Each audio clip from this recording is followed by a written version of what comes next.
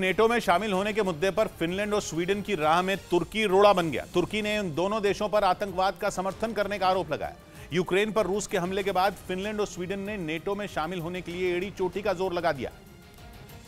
और ये बात भी सामने आई कि फिनलैंड इसी महीने नेटो में शामिल होने के लिए आवेदन करेगा। लेकिन इसमें नया मोड़ तब आ गया जब तुर्की ने फिनलैंड और स्वीडन पर आतंकियों को पनाह देने का आरोप लगाते हुए उनके नेटो में शामिल होने पर ऐतराज जता दिया, जबकि तुर्की खुद नेटो का सदस्य है। मतलब ये कि रूस यूक्रेन जंग के बीच नेटो में ही दो फाड़ होने का खतरा मंडराने लगा।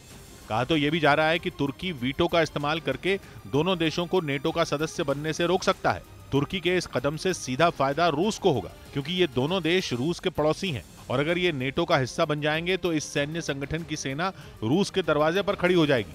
और इसी वजह से रूस शुरू से ही इसका विरोध कर रहा है। यही नहीं, स्वीडन और फिनलैंड के नेटो से जुड़ने के ऐलान के बाद रूस इस दोनों देशों को गंभीर परिणाम भुगतने की चेतावनी तक दे चुका है।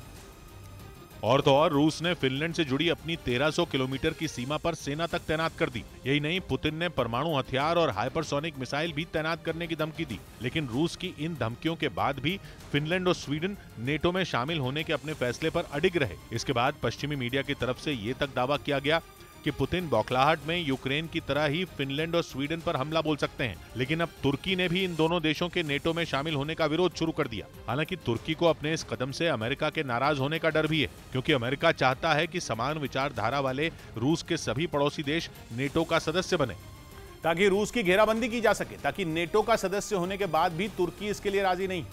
असल में तुर्की के इस कदम के पीछे अपनी दलील है।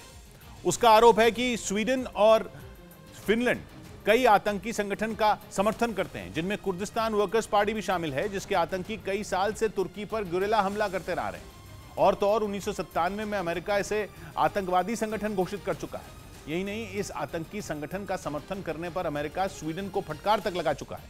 लेकिन तुर्की का आरोप है कि अमेरिकी फटकार के बाद भी फिनलैंड और स्वीडन इस आतंकी संगठन को हथियार मुहैया करवाते हैं।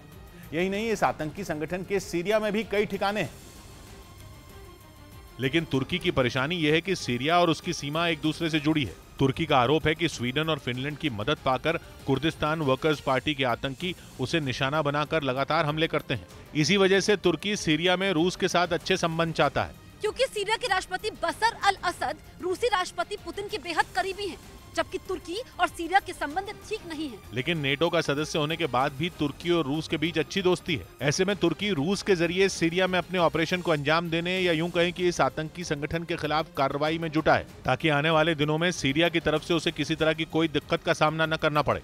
हालांकि नेटो चीफ येंस स्टोल्टनबर्ग ये दावा कर रहे हैं कि तुर्की को मना लिया जाएगा।